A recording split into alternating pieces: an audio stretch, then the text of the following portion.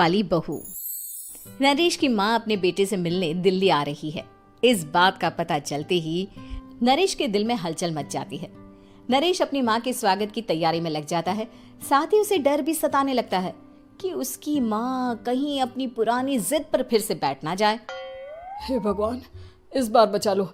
अगले साल पक्का माँ की जिद पूरी कर दूंगा। तभी दरवाजे की घंटी बजती है।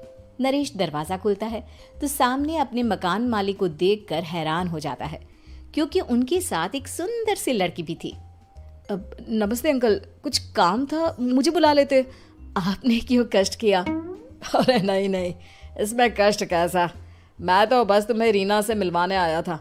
आज से रीना तुम्हारे साथ इसी फ्लैट में रहेगी। अंकल, कोई लड़का फ्लैटमेट नहीं है? एक अनजान लड़की के साथ रहना मेरे लिए थोड़ा अजीब होगा। देखो नरेश, मैं तुम्हें पहले भी बता चुका हूँ कि इस फ्लैट में तुम्हें किसी ना किसी के साथ एडजस्ट करना ही होगा, या फिर तुम अकेले पूरे फ्लैट का किराया दे दो, मैं किसी को नहीं रखूंगा। नरेश अपने मकान मालिक की बात सुन के रीना के साथ रहने के लिए तैयार हो जाता है, पर अंदर ही अंदर उसे ये बात खाने लगती है कि वो अपनी माँ को क्या जवाब देगा जब उसकी माँ रीना के बारे में उसे पूछेगी।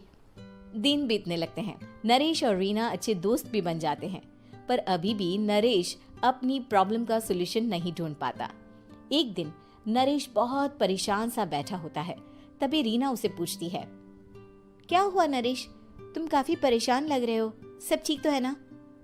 हाँ, सब ठीक है, बस एक छोटी सी प्रॉब्लम है। वो एक्चुअली 2 दिन बाद मेरी माँ मुझसे मिलने आ रही है।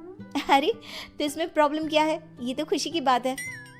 हाँ रीना, बट मेरी माँ एक जिद लेकर बैठ गई है कि मैं शादी कर लूँ, पर मैं अभी इस चीज़ के लिए तैयार नहीं हूँ। ऊपर से जब वो तुम्हें देखेगी तो 100 सवाल करेगी, क्या जवाब दूंगा? अरे, इसमें कोई टेंशन वाली बात नहीं है।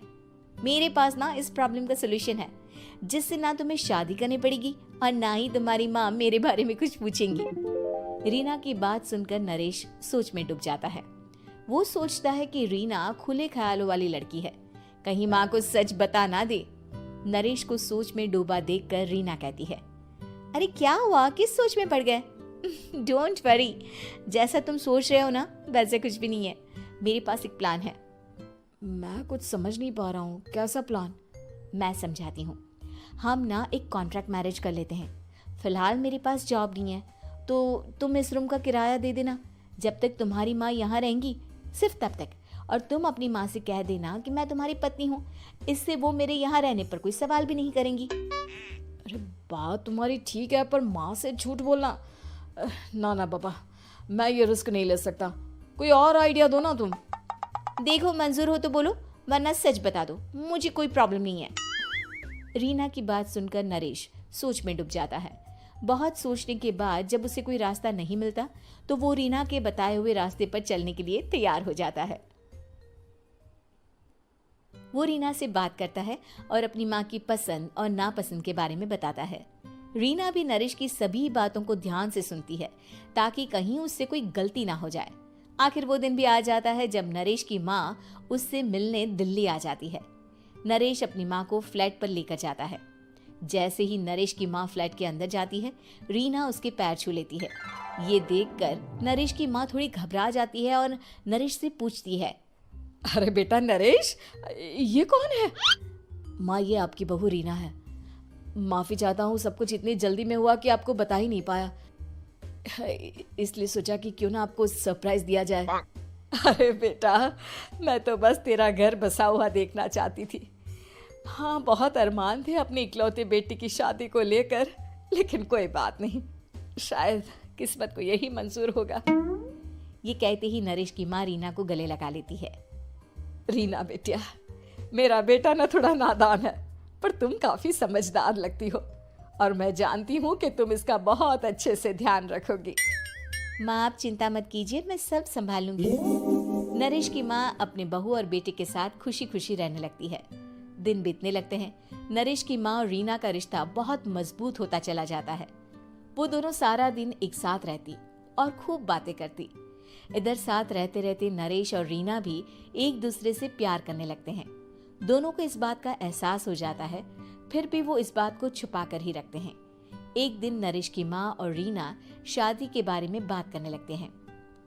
रीना बिटिया, ये तो नरेश ने मुझे बिना बताए शादी कर ली, वरना मैं तो अपनी इकलौती बेटी की शादी इतनी धूमधाम से करती कि सारी दुनिया देखती रह जाती। अच्छा माँ, आप ऐसा भी क्या करती नरेश और मेरी शादी में जो दुनिया देखती रह जाती? अरे बिटिया, एक माँ के अरमान तुम अभी नहीं समझोगी। मैं तो अपनी बहू को एक रानी की तरह लेकर आती और शादी भी बिल्कुल शाही अंदाज में करती, पर मेरे तो सारे अरमान ऐसे ही रह गए। खैर, मुझे तो अपने बेटे और बहू की खुशी चाहिए बस। ये कहते हुए नरेश की माँ की आंखों में आंसू आ जाते हैं। रीना भी ये सुनकर ख्यालों में खो जाती है, क्योंकि वो भी मन ही मन खुद को नरेश की पत्नी और उसकी माँ की बहू मानने लगी थी। शाम को जब नरेश ऑफिस से घर आता है तो रीना खुद को रोक नहीं पाती और नरेश के सामने उसकी माँ को अपने और नरेश के रिश्ते का सारा सच बता देती है। रीना की बात सुनकर नरेश की माँ दोनों से बहुत नाराज हो जाती है और घर वापस जाने की बात करने लगती है। तुम दोनों ने मुझसे सच छुपाकर बहुत ठेस पहुंचाई है मुझे। अब तुम लोगों के साथ नहीं रहना चाहती मैं, कल ही वापस चली जाऊंगी अपने घर। माँ, मुझे माफ कर दो, ये सब मैंने रीना के कहने पर ही किया है, वरना मैं भी आपको कभी ठेस पहुंचाने के बारे में सोच भी नहीं सकता। हाँ माँ, हमने ये सिर्फ आपका दिल रखने के लिए किया, प्लीज हम दोनों को माफ कर दीजिए। तुम दोनों ने मेरे अरमानों के साथ खिलवाड़ किया है, और वैसे भी मुझे अपने बेटे के लिए एक अच्छी लड़की ढूंढनी है, इसलिए मेरा यहाँ से जाना ही बेहतर होगा। माँ की ये बात सुनकर रीना खुद को रोक नहीं पाती। माँ, क्या मैं आपके घर की बहू बनने लायक नहीं हूँ? रीना की बात सुनकर नरेश हैरान रह जाता है। नरेश की माँ भी कुछ समझ नहीं पाती। मैं कुछ समझी नहीं, आखिर तुम कहना क्या चाहती हो? माँ, मैं वो नरेश से बहुत प्यार करती हूँ और साथ ही साथ मैं आपको भी अपनी माँ मान बैठी हूँ। आज जब आपकी बातें सुनी तो खुद को रोक नहीं पाई, इसलिए सारा सच आपको बता दिया। रीना की बात सुनकर नरेश की माँ की आंखों में आंसू आ जाते हैं और वो अपने बेटे नरेश और रीना को गले लगा लेती है। मेरे घर की बहू तो सिर्फ रीना बिटिया ही बनेगी। मैं आज ही तुम दोनों की शादी की तारीख निकलवा दूंगी, बस एक बार तुम्हारे घर वाले मान जाए। उसी दिन रीना के माता पिता भी उनके फ्लैट पर आ जाते हैं। दोनों परिवार आपस में बैठकर बातें करते हैं और शादी के लिए राजी हो जाते हैं। रीना भी कॉन्ट्रैक्ट फाड़ देती है और कहती है, सही मायने में मैं अब बहू बनूंगी, अब तक तो सिर्फ कॉन्ट्रैक्ट